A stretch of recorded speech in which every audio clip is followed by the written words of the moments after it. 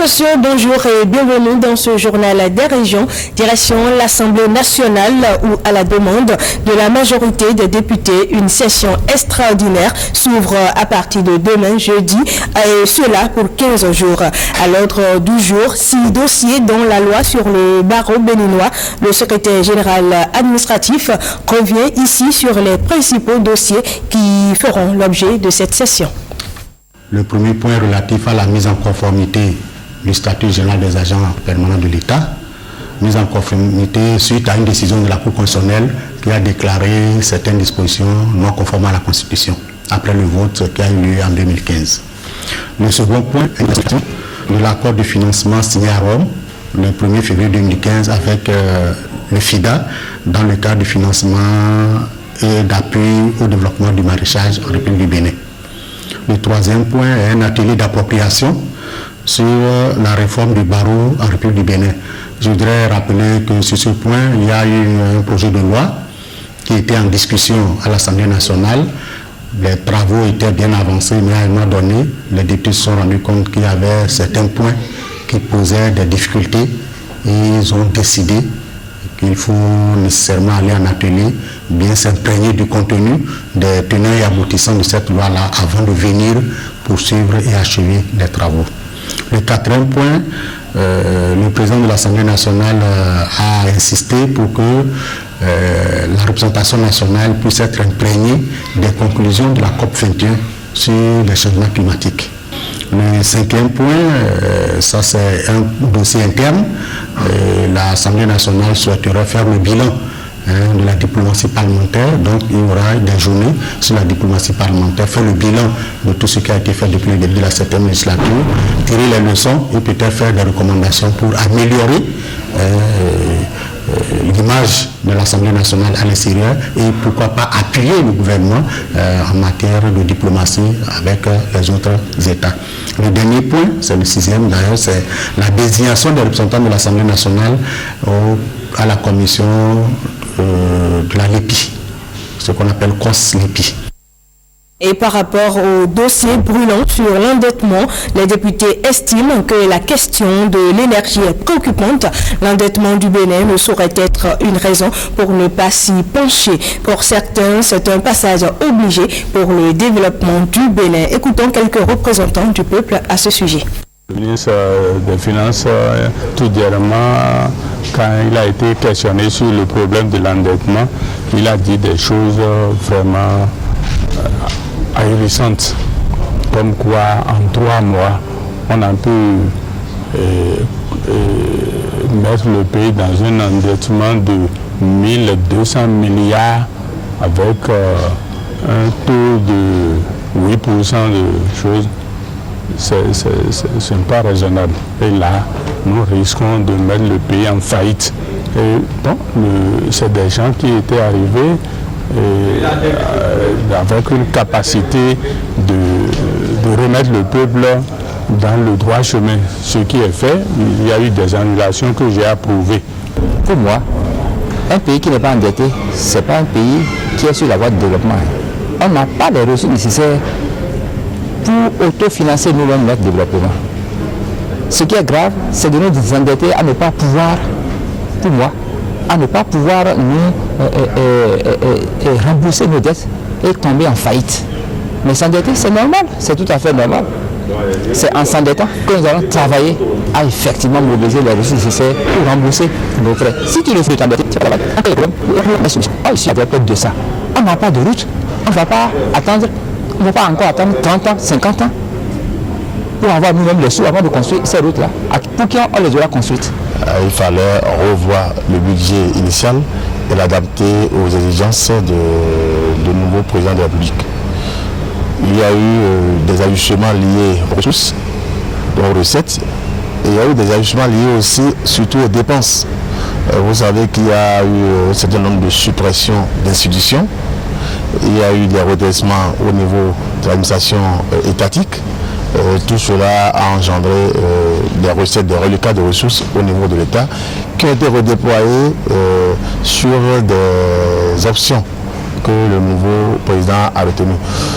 Personnellement, j'aurais souhaité que ces reliquats soient redistribués vers des investissements structurants, des infrastructures communautaires.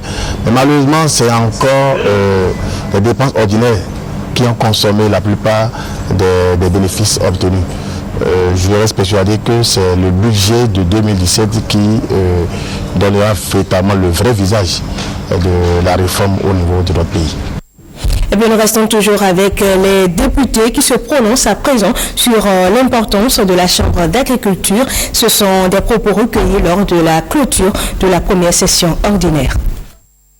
En termes de vote de loi, essentiellement, il faut retenir, entre autres, bien entendu, la loi de règlement pour le budget 2000, l'exécution du budget 2014. Il faut aussi retenir la loi portant création des chambres d'agriculture, que nous avons voté tout dernièrement. Et au-delà de ça, au-delà de ces ratifications, de ces votes de loi et de ratifications, l'Assemblée nationale a procédé également au remplacement des députés qui ont été nommés au gouvernement et qui étaient membres de certaines institutions de la République. Je crois que globalement tout s'est bien passé et le bilan est largement positif, quand bien même on aurait souhaité aller plus loin parce que le nombre de points inscrits à l'ordre du jour était vraiment plus d'une soixantaine. Je pense qu'on n'a pas pu aborder tous ces points et d'où certainement la nécessité, la convocation d'une session extraordinaire très prochainement, donc cette semaine, pour pouvoir nous pencher encore sur certains nombre de dossiers. Pour un pays comme le nôtre, l'environnement est très important. L'environnement est très important, donc il faut faire quelque chose pour créer l'environnement qu'il faut pour que l'économie puisse vraiment s'exprimer, pour entraîner la croissance économique tant désirée, pour réduire la pauvreté au niveau de notre pays. Le vote de la loi sur la Chambre d'agriculture, c'est une satisfaction totale. Parce que lorsque vous êtes du secteur agricole et vous voyez comment la Chambre d'agriculture est traitée, où il faut, par exemple, le président de la Chambre d'agriculture propose un budget au ministère de l'Agriculture, de l'Élevage et de la Pêche. Et c'est ce que le DRFM, la planification, les services de planification lui proposent, c'est ce qu'on lui retient, c'est ça qu'on lui affecte. Et on le met toujours dans le système PIP, CIFIP, consort, où il n'arrive même pas à consommer le budget. Dans ces conditions, n'attendez pas avoir une bonne prestation de la Chambre d'agriculture. Alors cette loi qui l'autonomise, à mon avis, est une très bonne loi pour la Chambre d'agriculture. Ça permettra réellement à cette Chambre de contribuer au développement agricole du Bénin. Parce que tout le monde le sait, le secteur agricole aujourd'hui, c'est un secteur vital. D'une appréciation à une autre, mais cette fois-ci sur les 100 jours du président Patrice Talon, il est important de marquer une pause afin de jeter un regard sur les actions entreprises jusque-là. Quelques citoyens rencontrés à Abomey et à Boïcon livrent ici leur appréciation. Je dirais même que les jours sont très peu par rapport aux réalisations. Et vous savez, lorsque vous voulez faire quelque chose, c'est une réforme et que ça touche les vieilles habitudes des gens, ça doit toujours gêner. C'est pourquoi nous constatons quelques grincements de dents sur le terrain. Tous ces pas aujourd'hui au sommet de l'État montrent effectivement que ce président que nous avons aujourd'hui ne veut pas de 2 mandats. Donc, il est vrai qu'il y a un peu de morosité, l'argent ne circule pas bien.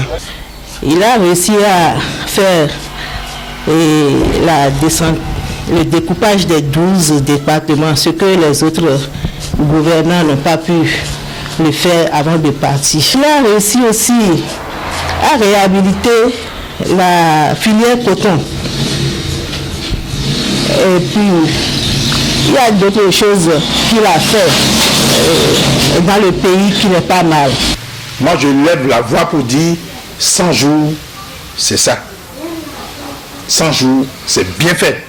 100 jours, c'est très bien. Pour ne pas vous mentir, moi, les 100 jours que le président Talon a fait, jusqu'à aujourd'hui, moi, je ne peux pas clarifier, je ne peux pas féliciter parce que il y a trop de choses là dedans, il y a trop de grincement dedans. Ça ne va pas, l'argent ne circule pas. Et les parents, jusqu'au moi aussi, on n'a pas du tout à l'aise. Découpage territorial dont nous avons parlé depuis 20 ans, il a eu le courage de le faire. Ça, c'est très important. En 100 jours, j'ai l'impression que le cas de l'essentiel dans la réforme vient d'être abattu. À partir de ce moment-là, c'est 100 jours pour moi. Ça veut dire que le peuple soutient, le peuple a vu la justesse de ce qui est en train d'être fait. Et voilà, c'est sur cet élément que nous mettons un terme à cette édition. Merci de votre attention et de votre fidélité et à très bientôt.